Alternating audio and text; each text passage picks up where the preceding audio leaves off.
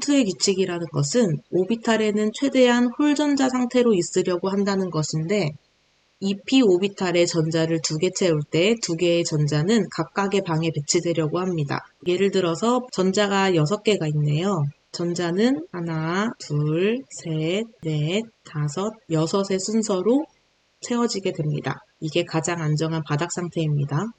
만약에 1S에 2개, 2S에 2개, 그리고 2P에 각각의 방에 들어가는 것이 아닌 첫 번째 방에 위아래로 전자가 채워진다면은 훈트의 규칙에 어긋나기 때문에 불완전한 들뜬 상태가 됩니다. 파울리의 베타 원리 보겠습니다. 전자는 같은 양자수를 가질 수 없다. 지금까지 한 방에 들어가는 전자를 위아래로 표시를 했는데 이렇게 위로만 올라가는 전자 배치는 할 수 없습니다. 정리해 보겠습니다. 싸움의 원리와 훈트의 규칙, 파울리 베타 원리를 모두 만족하면은 바닥 상태입니다.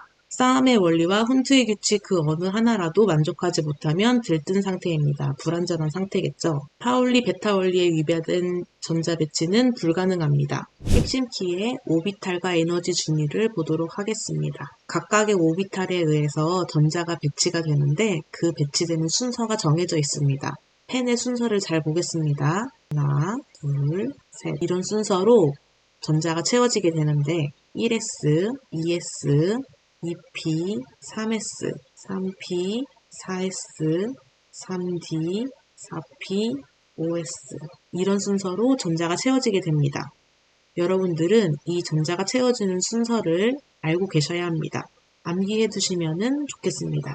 원자 번호가 8이라는 거는 전자의 개수도 8이라는 거겠죠? 그리고 산소 이온의 바닥 상태의 전자 배치로 맞는 것을 고르라고 했습니다. 산소 원자의 전자의 수는 8개지만 산소의 이온 상태는 전자가 10개가 됩니다. 전자가 2개가 더 붙어 있으니까요. 그러면은 이때 바닥 상태 전자 배치 보도록 하겠습니다. 아까 말씀드린 전자가 채워지는 순서에 따라서 1s, 2s, 2p, 3s, 3p, 4s 이런 식으로 전자가 채워진다고 했습니다. S에는 전자가 2개, P에는 전자가 6개 이렇게 채워지기 때문에 총 여기까지 전자가 채워지게 되겠죠.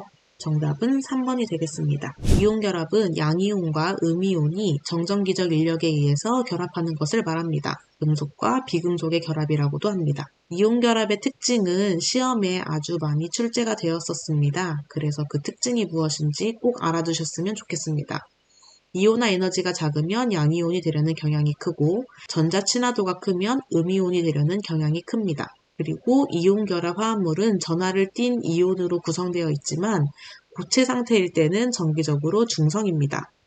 이온 결합 화합물은 극성 용매에 잘 녹습니다. 극성과 비극성에 대해서 적어놨는데 너 정말 극성 맞다 라는 말을 많이 하잖아요. 어느 한쪽으로 많이 전기적으로 치우쳐졌을 때 우리는 극성이라고 하고 양쪽이 동등하게 전기적인 성질을 띠고 있을 때 비극성이라고 할 수 있습니다. 금속을 형성하는 물질의 결합 방식을 금속 결합이라고 합니다. 금속성 원소에서 빠져나온 자유전자와 금속 양이온 사이에서 작용하는 정전기적 인력에 의한 결합으로서 그림을 보시면은 일정하게 배열된 양이온 사이에 자유전자가 이렇게 돌아다니면서 정전기적 인력으로 결합을 하는 상태를 금속 결합이라고 합니다. 금속 결합의 특징 또한 시험에 자주 출제되었습니다. 그 특징을 잘 이해해 두셨으면 좋겠습니다. 금속 양이온 사이를 이동하는 자유전자로 인해서 높은 전기 전도성을 가집니다. 그리고 연성과 전성의 성질이 있는데 용어 정리를 통해서 그 뜻을 알아두셨으면 좋겠습니다. 금속 양이온과 자유전자 사이의 정전기적 인력은 매우 크기 때문에 녹는 점과 끓는 점이 높습니다. 다음으로 배위결합 보도록 하겠습니다. 두 원자가 공유결합을 할 때 전자를 한쪽에서 모두 제공하는 것을 배위결합이라고 합니다. 아래 예시 보도록 하겠습니다. 붕소와 질소가 있는데 붕소는 체외각 전자수가 3개입니다. 그래서 3개의 수소와 결합해서 더 이상 결합할 수 없는 상태가 되었습니다. 질소는 체외각 전자수가 5개의 이고 수소 3개와 결합을 해서 나머지 2개의 전자를 가지고 있습니다. 이 붕소와 질소가 결합하려고 할 때 질소가 가지고 있는 남은 전자 2개를 일방적으로 붕소에게 제공함으로써 결합을 할 수 있습니다. 이러한 공유결합의 형태를 배위결합이라고 합니다. 특징을 잘 알고 계시면 좋겠습니다. 분자 내의 힘입니다. 이온결합과 금속결합, 공유결합에 대해서 배웠는데요. 이것들은 모두 분자 내에서 일어나는 결합입니다. 원자들이 공유결합을 할 때 결합하고 있는 원자들 사이에 공유 전자쌍을 잡아당기는 힘의 세기는 모두 다를 수 있습니다. 공유결합을 하는 원자들의 전기 음성도 차이 때문인데요. 극성과 무극성 물질로 분류됩니다. 그래서 극성 공유결합 먼저 보도록 하겠습니다. 전기 음성도가 서로 다른 원자들이 공유결합을 하고 있는 상태를 말합니다. 원자들이 전자쌍을 끌어당기는 정도가 다르기 때문에 분자 내에서는 부분적으로 전하를 갖게 되는데 전기 음성도의 차이라는 것에 대해서 보도록 하겠습니다. 분자 내 전기 음성도의 차이가 클수록 극성에 가깝습니다. 그리고 차이가 작을수록 무극성에 가깝다는 것을 알 수 있습니다. 극성 물질은 용해할 때, 용해라는 것은 용질이 용매에 녹는 현상을 말하죠. 극성 물질은 같은 극성 용매에 잘 녹고 무극성 물질은 무극성 용매에 잘 녹습니다. 이 부분도 같이 잘 기억해 두시면 좋겠습니다. 무극성 공유결합 보도록 하겠습니다. 전기 음성도가 같은 원자들이 공유결합하고 있거나 정기적으로 평형 상태인 공유결합을 무극성 공유결합이라고 합니다. 서로 전자쌍을 끌어당기는 정도가 같을 때에는 전하를 띠지 않는데 이렇게 전기 음성도 값이 서로 같은 경우에는 무극성 공유결합을 한다고 볼 수 있습니다. 3개 이상의 원자가 결합하는 때를 보겠습니다. 이때 쌍극자 모멘트라는 것이 있는데요. 이 쌍극자 모멘트는 공유결합의 극성 크기를 나타내는 척도라는 것을 잘 기억해 두시면 되겠습니다. 그래서 그 합이 클수록 극성이고 합이 0에 가까울수록 무극성이라는 것을 같이 기억해 두시면 되겠습니다. 두 번째, 분자 간의 힘에 대해서 보면은 반데르발스 결합이 나옵니다. 반데르발스 결합은 극성-극성 분자, 극성-무극성 분자, 그리고 뒷장에 무극성 분자의 결합이 있는데 서로 모두 다 인력에 의해서 발생하는 결합이면서 그 결합의 힘은 아주 작다고 생각하시면 되겠습니다. 자세한 내용은 한번 읽어보세요. 두 번째로는 수소결합이 있습니다. 수소결합은 강한 정전기적 인력을 띠는데요. 전기음성도가 큰 F와 O와 N이 수소와 결합했을 때 이것을 수소결합이라고 합니다. 수소결합을 하기 위해서는 반드시 이 플루오르, 산소, 질소가 있어야 하는데 이것들이 각각 수소와 결합을 해야 수소결합이라고 할 수 있습니다. 가장 큰 특징으로는 끓는 점과 녹는 점이 높다는 것입니다. 개념 잡기 문제 보도록 하겠습니다. 다음 중 수소결합을 할 수 없는 화합물은 수소결합은 F와 O와 N이 있어야지 수소결합을 할 수 있다고 했습니다. 보기 중에서 F와 O와 N이 없는 것은 무엇일까요? 정답은 2번 메탄이 되겠습니다. 5번 물질의 상태와 변화 보도록 하겠습니다. 물리적 변화와 화학적 변화가 있는데요. 모두 다 물리적과 화학적 변화가 어떤 것인지 잘 알고 있을 거라고 생각합니다. 한번 읽어보시면 좋을 것 같습니다. 물질의 상태입니다. 먼저 기체에 대해서 나와 있네요. 기체는 기체 분자 운동론이라는 것이 있는데 이때의 가정이 간혹 시험 문제에 출제가 되었습니다. 확인해 보시기 바랍니다. 그리고 그레이엄의 법칙이라고 해서 관련된 식이 나와 있는데 기체의 확산 속도와 분자량에 대한 식입니다. 이 식을 꼭 기억해 두시고 문제를 풀어보시기 바랍니다. 개념 잡기 문제 한번 같이 풀어보도록 하겠습니다. 산소 분자와 수소 분자의 확산 속도. 우리가 구하고자 하는 것은 산소 분자가 기준입니다. 산소의 분자량은 32이고 수소의 분자량은 2입니다. 그레이엄의 확산 법칙의 식에 대입을 해보면은 우리가 구하고자 하는 기준을 항상 분자에 쓰는 겁니다. 약분이 가능하죠.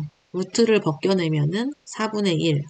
산소 분자에 대한 수소 분자의 확산 속도의 비는 4분의 1배가 되겠습니다. 정답은 2번입니다.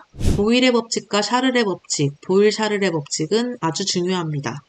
보일의 법칙은 일정한 온도에서 기체의 압력과 부피는 반비례한다는 것. 샤를의 법칙은 일정한 압력에서 기체의 온도와 부피는 비례한다는 것입니다. 이 두 가지를 합해서 보일-샤를의 법칙을 만들었고 이 식을 꼭 관련돼서 암기해 주시기 바랍니다. 아보가드로의 법칙에 대해서 보도록 하겠습니다. 기체의 종류와 관계없이 같은 온도, 압력, 부피 속에는 같은 수의 분자가 있습니다. 6.02 곱하기 10의 23승계입니다. 0도씨 1기압일 때 1몰의 부피는 22.4리터. 꼭 기억해 두시기 바랍니다. 이상기체 상태 방정식 아주 중요합니다. 그래서 PV는 NRT 꼭 기억해 두시고 관련된 문제는 기출문제를 통해서 풀어보도록 하겠습니다. 다음으로 액체입니다. 증기압력과 끓는 점은 액체의 가장 큰 특징이라고 할 수 있습니다. 한번 읽어보시고요. 물은 수소결합을 합니다. 그리고 물은 얼음으로 상태 변화할 때 수소결합에 의해서 육각형 구조를 가지기 때문에 부피가 증가하고 밀도가 액체일 때보다는 작아집니다. 관련된 그림이 옆에 있으니까 한번 참고해서 보시기 바랍니다. 그리고 액체 상태의 물이 4도씨에서 0도씨가 될 때 밀도가 줄어드는 이유가 육각형 구조를 형성할 준비를 하기 때문이라는 것까지 기억해 두시면 되겠습니다. 다음으로 고체입니다. 고체의 가장 큰 특징은 융해와 승화입니다. 융해는 고체에서 액체로 가는 것이고 승화는 고체에서 기체로의 상태 변화를 의미하는데 이 승화의 예도 같이 알아두시면 좋을 것 같고요. 개념 잡기를 통해서 승화에 대한 문제도 한번 풀어보시기 바랍니다. 다음으로 용액의 성질입니다. 용액의 성질의 가장 큰 특징은 용해와 용해도입니다. 그 중에서 용해도가 시험 문제에 자주 출제되고 간혹 어려워할 수 있으니까 한번 보도록 하겠습니다. 용해도라는 것은 용질이 용매의 포화 상태가 될 때까지 녹을 수 있는 정도를 수치로 나타낸 것으로 용매 100g에 최대로 녹을 수 있는 용질의 양을 의미합니다. 이 자체로가 시험에 출제될 수 있기 때문에 용해도가 어떤 것인지 그 정의를 알아두시면 좋겠습니다. 예시를 보도록 하겠습니다. 100g의 물에 소금 20g을 녹인 경우 용질은 소금이 되겠고 용매는 물입니다. 녹이는 물질이죠. 용액이 120g이라고 한다면은 용해도의 기준은 용매가 100g일 때니까 용해도는 20이 되겠습니다. 개념 잡기 문제 보도록 하겠습니다. 어떤 물질 30g을 넣어서 용액 150g을 만들었더니 더 이상 녹지 않았다. 이 물질의 용해도는 얼마인가? 어떤 물질을 30g 넣어서 150이 되었기 때문에 녹이는 물질, 즉 용매는 120g이 되겠습니다. 그러면 몇 g이 녹아있는 거죠? 30g이 녹아있는 거겠죠? 우리가 구하고자 하는 용해도의 기준은 100g입니다. 이게 다 용매, 여기도 용매입니다. 여기 용질이겠죠? 그러면은 이때 구할 수 있는 용질은 어떻게 구할 수 있을까요? 안에 거 곱하고 밖에 거 곱하면 됩니다. 100 곱하기 30은 120 곱하기 x. 그래서 용매 100g에 대한 용질 25g을 용해도로 나타내면 25가 됩니다. 정답은 2번입니다. 고체의 용해도 보겠습니다. 대부분의 경우 용매의 온도가 높아질수록 용해도가 증가하며 압력에는 무관합니다. 하지만 기체는 조금 다릅니다. 온도가 높아질수록 기체 분자 운동이 활발해져서 용해도가 감소하고 압력이 높아질수록 용해도는 증가합니다. 기체와 고체의 차이점 잘 기억해 두셔야 합니다. 개념 잡기 문제를 통해서 기체의 용해도에 대한 문제 한번 보도록 하겠습니다. 질소는 물에 잘 녹는다. 질소는 N2로서 무극성 물질입니다. 그리고 물은 극성이겠죠. 무극성은 무극성에 잘 녹고 극성은 극성에 잘 녹기 때문에 무극성인 질소는 물에 잘 녹지 않습니다. 무극성인 기체는 물에 잘 녹는다. 그렇지 않죠. 기체는 온도가 올라가면 물에 녹지 않습니다. 용해도가 낮아진다고 했습니다. 기체의 용해도는 압력에 비례한다. 맞죠? 정답은 4번이 되겠습니다.